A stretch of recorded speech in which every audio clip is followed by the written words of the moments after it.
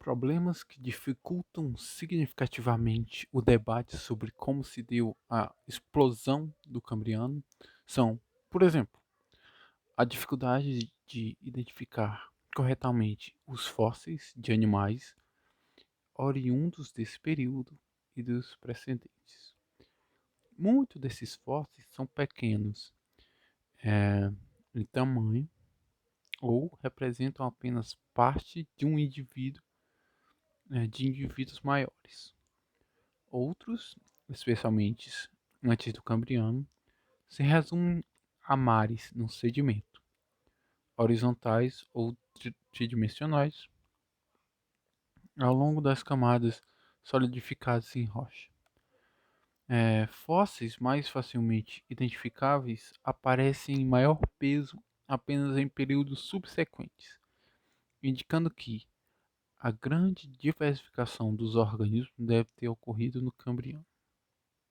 Em suma, há um problema de representação dos organismos intermediários na evolução dos grupos de animais que surgiram no Cambriano. E, portanto, não podemos confiar tão cegamente no registro fóssil para traçar hipóteses acerca desse processo. Um fator a se levar em conta são as mudanças climáticas e ambientes que ocorreram entre esse período e, e ambientais que ocorreram entre esse período e o que antecedeu o Ediacariano da era pré-cambriana. Há um tipo de argumentação que supõe que mudanças no ambiente teriam de ter ocorrido antes do evento de diversificação observado.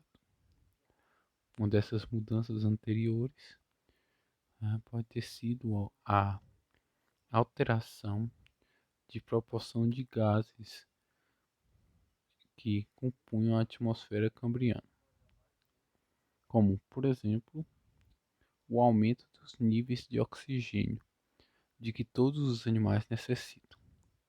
Outra linha argumentativa para a influência ambiental nesse período afirma que algumas mudanças significativas ocorreram ao mesmo tempo da diversificação, como mudanças atmosféricas e da química da água, que teriam levado à extinção da biota anterior e limpado o caminho para a diversificação do Cambriano, com destaque para os processos conhecidos como terra-bola, de neve, períodos em que praticamente todo o planeta ficou coberto por calotas polares.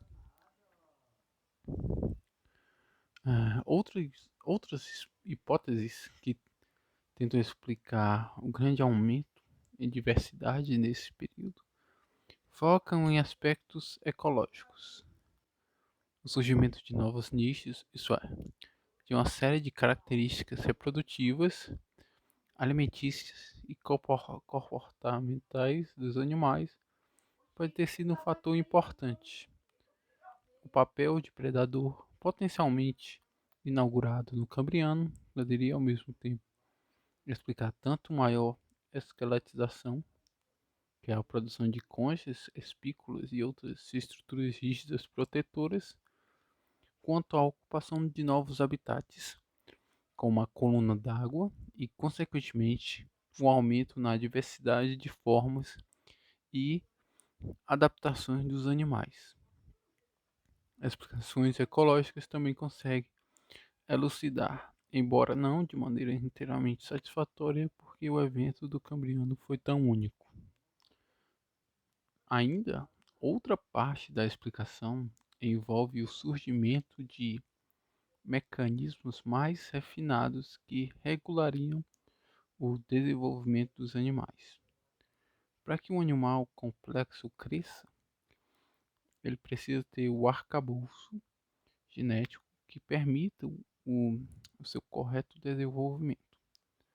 Alguns complexos de genes, como por exemplo os genes HOX e o gene TMAN NK2.5, São genes que provavelmente surgiram no ancestral de vários dos grupos que se originaram durante a explosão do Cambriano.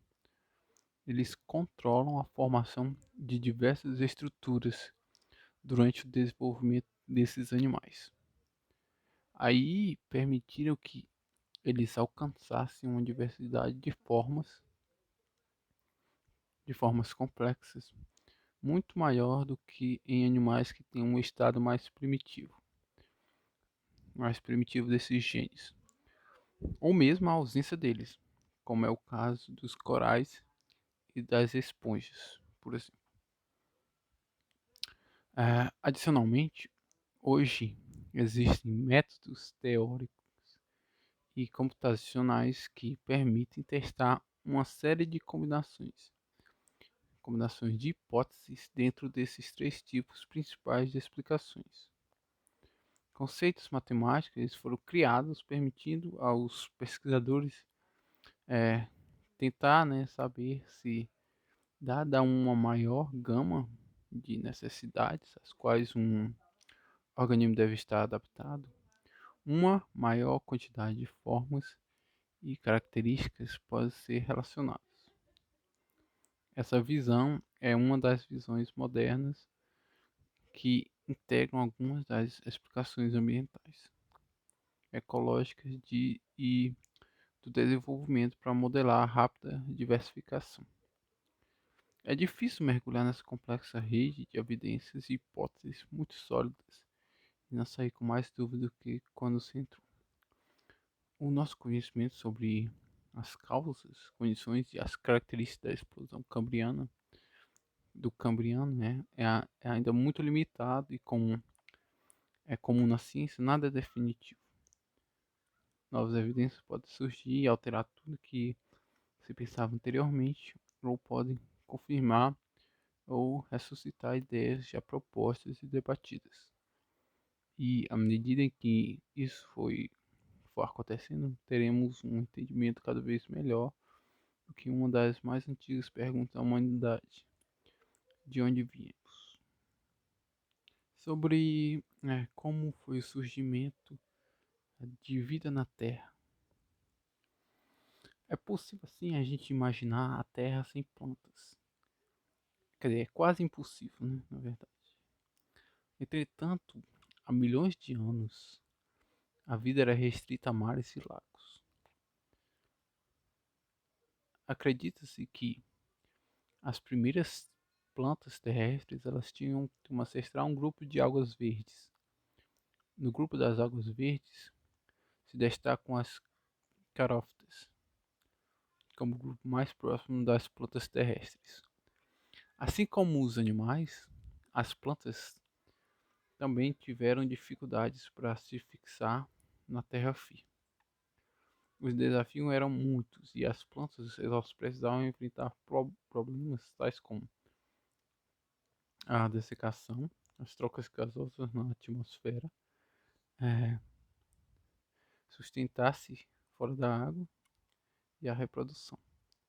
Esses problemas foram os mesmos enfrentados pelos animais ao tentar conquistar este novo ambiente. Para evitar a dessecação, o surgimento da cutícula foi essencial. A cutícula, que é encontrada recobrindo a epiderme das plantas, é formada por substâncias lipofílicas e tem por função diminuir a transpiração. Para a realização de trocas gasosas, o aparecimento de estômatos foi de fundamental importância. Os estômatos são constituídos por duas células guarda e um orifício denominado estíolo. Algumas plantas elas possuem ainda células circundando as células guarda, que são denominadas de células subsidiárias. Os estômatos são estruturas que estão relacionadas à respiração, transpiração e fotossíntese. O problema da sustentação foi resolvido com o surgimento de duas estruturas: raízes e tecidos vasculares. As raízes estão relacionadas à fixação da planta, a fixação da planta ao substrato, e a absorção de nutrientes e água do solo. Os tecidos vasculares estão relacionados principalmente com o transporte da seiva bruta e seiva elaborada. Entretanto, as células do xilema, por apresentarem paredes lignificadas, conferem também à planta certa sustentação. O problema da reprodução foi solucionado com o surgimento de esporos, que são considerados uma grande adaptação ao meio terrestre.